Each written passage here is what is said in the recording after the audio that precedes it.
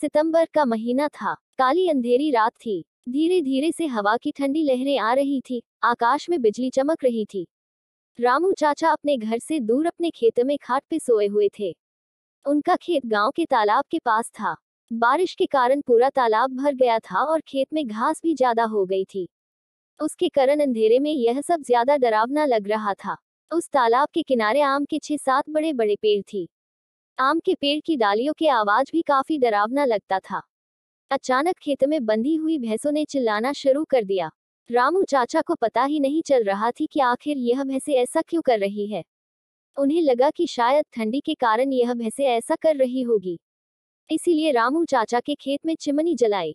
उस चिमनी के उजाले में रामू चाचा की नजर उनके खाट पे पड़ी। उन्होंने देखा कि एक स्त्री उनकी खाट पे बैठी है। यह देखकर उनका शरीर डर के मारे कांपने लगा। उसी वक्त आकाश में बिजली का तेज झटका हुआ। वैसे तो रामू चाचा बहादुर थे, लेकिन आज उन्हें भी थोड़ा डर लग रहा था। उसी वक्त काका ने आग में सूखी घास डाली और आग को ज्यादा बढ़ाया। इसकी वजह से वो औरत ठीक से दिखाई दे रही थी। रामू चाचा ने तापने के साथ बैठे बैठे ही बूम लगाई, कौन है? पर सामने से कोई प्रतिक्रिया नहीं मिली। इसीलिए काका अचंभित रह गए। उनकी समझ में कुछ नहीं आया। काका खड़े हो गए। इसीलिए रामू काका ने सोचा कि अब डरने से कुछ नहीं होगा, मुझे हिम्मत से काम लेना पड़ेगा, क्योंकि जो डर गया वो समझो मर गया। चाचा ने एक बड़ी लकड़ी हाथ में ले ली और बोले, कौन हो तुम?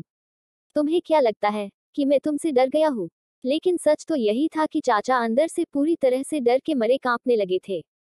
चाचा का यह गुस्से वाला रूप देखकर वो स्त्री खड़ी हो गई और जोर से बोली, क्या तुम मुझसे नहीं डरते?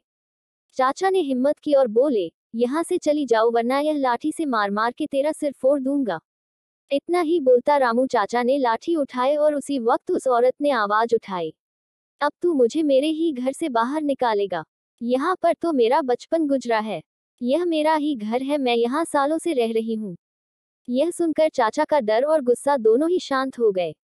उन्हें लग रहा था कि मेरे सामने जो औरत खड़ी है उसे मैं जानता हूँ। उसकी आवाज भी जानी पहचानी लग रही थी। चाचा सोचने लगे कि आखिर यह औरत है कौन? अगर मैं इस औरत को जानता हूँ तो आखिर यह इतनी भयानक और विकराल रूप में क्यों है? अचानक, अरे यह तो ज्योति है, मेरी बड़ी बहन। बचपन में मैं और ज्योति साथ में ही खेत में चार काटने का काम करते थे। अब रामू चाचा को पूरी बात समझ में आ गई। यह ज्योति के बचपन की बात है।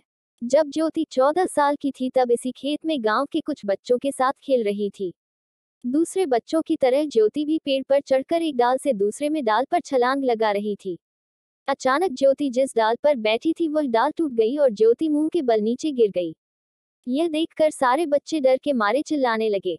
बच्चों के चिल्लाने की आवाज सुनकर बड़े लोग वहां पहुंचे और ज्योति को उठा के अस्पताल ले गए, लेकिन तब तक काफी देर हो चुकी थी। ज्योति की मौत हो गई थी। रामू चाचा को ये सारी बातें याद आ गई और वह सीधा ज्योति के पास जाके रोने लगे। जब यह बात गांव वालों को पता चली तो सारे गांव वाले चौंक उठे थे। वास्तव में वह ज्योति ही थी। गांव के एक बड़े बुजुर्ग ने कहा कि जब ज्योति मौत हुई थी तब वो एक बच्ची थी, इसीलिए उसे बालक समझ के उसे दफनाया गया था। लेकिन वास्तव में उसका अंतिम संस्कार करने की जरूरत थी।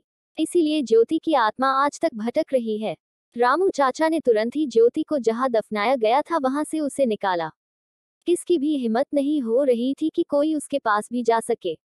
उसी वक्त ज्योति की आत्मा ने गांव वालों के सामने आके कहा कि हाँ, आपकी बात सही है, मैं मर चुकी हूँ। आप लोगों को मुझसे डरने की जरूरत नहीं है। मैं अभी भी इसी गांव की बेटी हूँ, लेकिन मैं आज दिन तक भटक रही हूँ, मुझे मुक्ति दीजिए।